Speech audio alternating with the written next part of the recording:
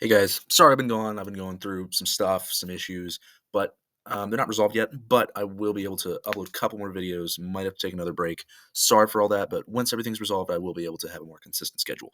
But today, what we're going to be looking at is the best wrestler all time for every letter. Now, I have a couple honorable mentions on a few of them, but mostly I'm just going to be talking about who I've put for each letter.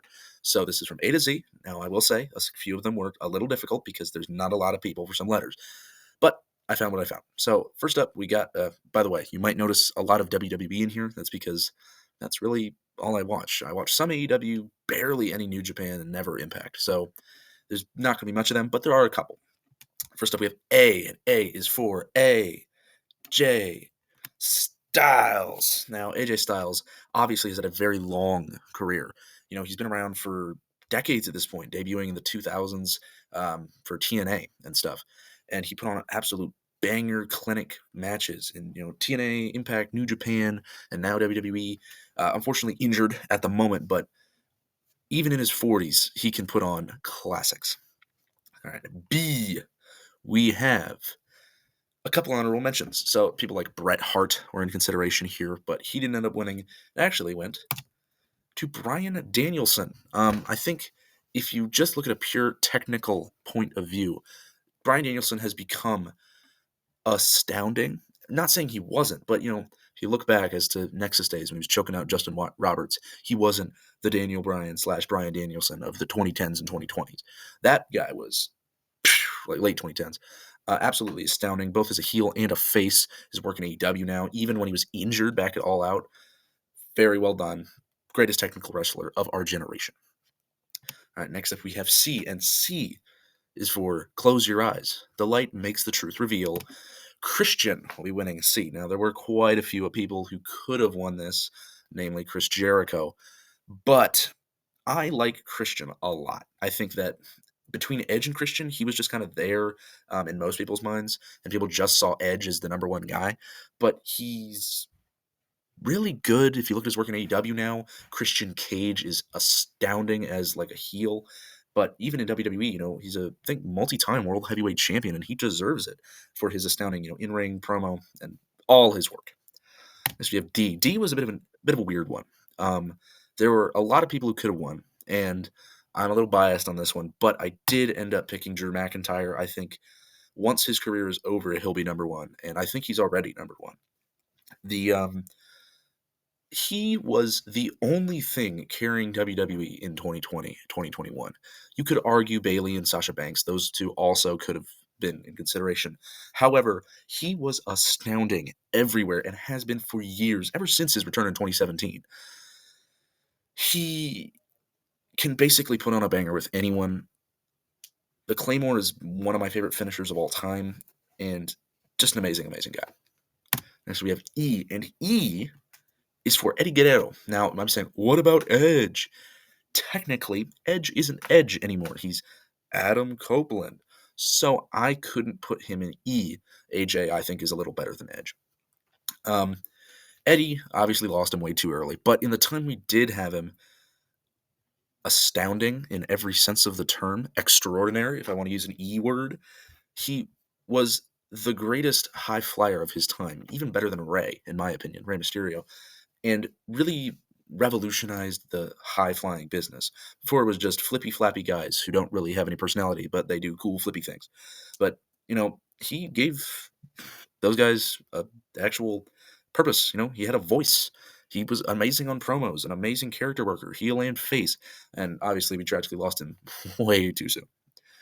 If F is going to be for Finn Balor. Now there were a couple people here, and on a I picked Finn, but on a website I looked at to kind of give myself like a base to look at before I made this, I saw Farouk was who they picked. Now, nothing against the man, Ron Simmons, but no, not by a long shot. Finn Balor, both mainly as a heel, but some as a face, did things that humans shouldn't be able to do. He wrestled a 20-minute match with a separated shoulder. He puts on bangers with the Judgment Day. He does his meme faces, and overall has just been an astounding talent ever since his debut. Next time we're going to move on to G, and that is going to be for Goldberg. Now, there were quite a few people who could have won G, and some people don't like Goldberg, but I actually really like the man. Weirdly enough, I had a dream the other night where he died and he was found on like a swing in the freezing cold. It was a very strange dream, but nonetheless, Goldberg, he had one of the greatest spears of all time. There are a few people who you could argue are slightly better. I think Rhino's is the best. But he even the big guy normally isn't very good at promos, the huge muscly man isn't normally that good. Hulk Hogan, while an amazing, amazing promo cutter, I'm kidding. He was not a very good promo cutter. He wasn't very good at much, actually. He's a pretty bad wrestler. He was a decent promo cutter. But nonetheless, Goldberg, he could actually cut a decent promo on people. He could he can do a lot. He's a strong, strong dude and really fit well in the wrestling business. Next we have H, and because you just heard me slander Hulk Hogan, you know he's not winning. We're gonna have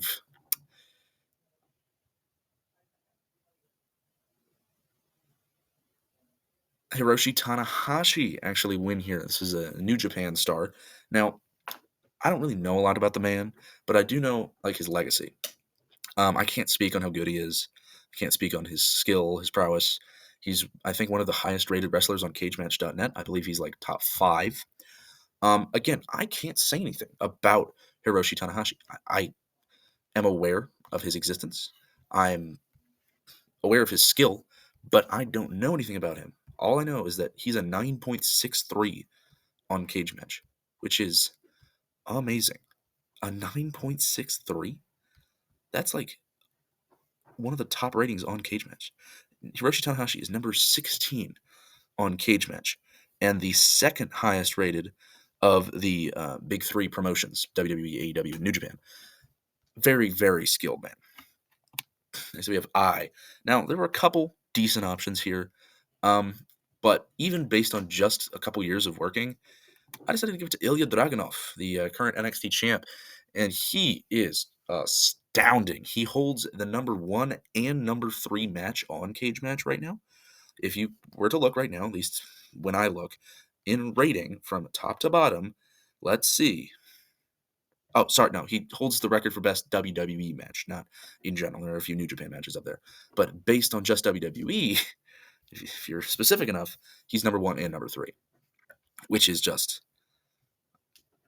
ooh, like, that's some skill to have both of those. Like, let me tell you, Ilya Dragunov versus Walter is number 1, followed by a different match, and then Ilya Dragunov versus Walter 2 is number 3.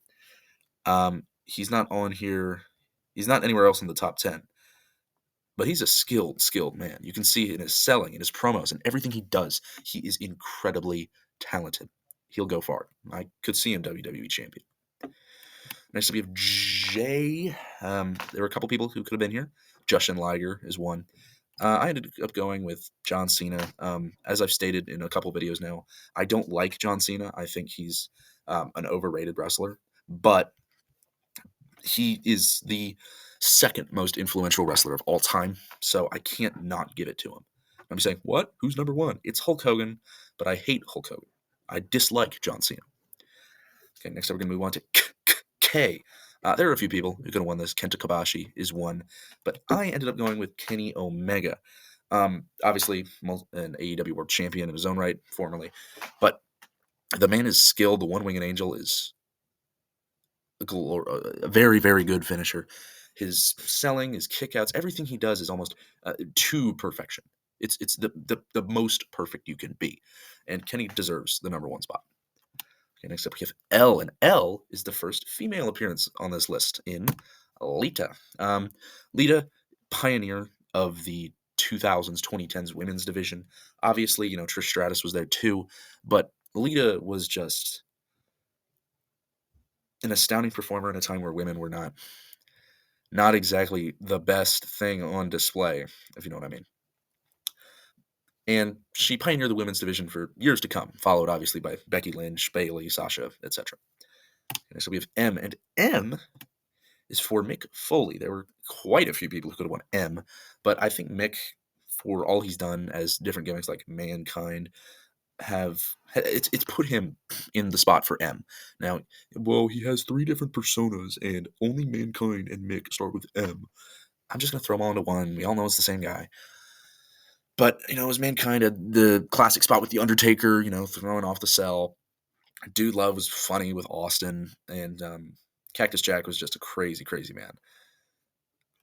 Very, very good performer. He does lose a few points because of the 24/7 championship, but whatever. Okay, next up we have N, and N is for Natalia. There were not many options for N, but I think Natalia deserves recognition. I believe she's the longest tenured WWE superstar currently. Um, she's held is holding about 18,000 different world records, which is an accomplishment to say the least. She, along with Lita, pioneered the women's division after Lita left. It was Lita, Trish, Natalia, because she's been around for so long. She's been able to really help out the women's division and help it grow into a bigger spotlight. Okay, next we have O, and O is for Orange Cassidy. Before I started this video, there was something I remember seeing, and it was who we picked for O. It was on that website I mentioned earlier. And I thought about it, and I was like, yeah, that makes sense, saying O. But I just didn't bother to change it. So we're just going to keep O as the number one for the moment. Now, are there better people who start with O? Probably. I don't see any right now. But, yeah, I'm not going to bother searching. But Orange Cassidy, very talented in AEW, and a very skilled person in his own right. Very skilled, very skilled. Okay, next up we have P, which is for Paul White, also known as The Big Show, obviously. He really made the big guy cool again. It had been a while since we've seen a cool big guy. I'm not saying that Paul White is very good. I think he's a very solid competitor, but I don't think he's good in really many senses of the term. I just needed someone to put it P. He definitely is talented, though. Definitely talented. Okay, so we have Q. Now, Q, I don't know. QT Marshall, I have known nothing about this guy. He's the AAA Latin American champion or something. I know nothing about him. He's the only one I could find. Okay, next up we have R. There are a lot of honorable mentions here. I forgot to mention a few earlier in the video, so let me go back and find those. Here, for K, I put in as some honorable mentions Kurt Angle and Kazuchika Okada. I think both deserve a little honorable mention nod here. Both could have won. I just went with Kenny. And then back to where I was with R. Here we are. There are a lot of them. We got Roman Reigns, Randy Savage, Razor Ramon, Ric Flair, Rey Mysterio, RVD, and Roddy Piper. But I ended up going with Randy Orton, the Viper. I think, he's been around for so long. Debuted in 2004. 14-time world champ. He's done astounding things. 2009 Randy was insanely good and showed out. Very talented performer. Okay, next we have S. This one also has a ton of honorable mentions. We have Sting, Samoa Joe, Scott Steiner, Seth Rollins, Shawn Michaels, Sheamus, Shinsuke Nakamura, Shelton Benjamin, and Stacy Keibler. Thought I would mention all of them. But this one's pretty obvious. Shatter the Glass. It's Stone Cold, the third most influential, I would say. It goes Hogan, Cena, Austin, Rock. I think that's the four.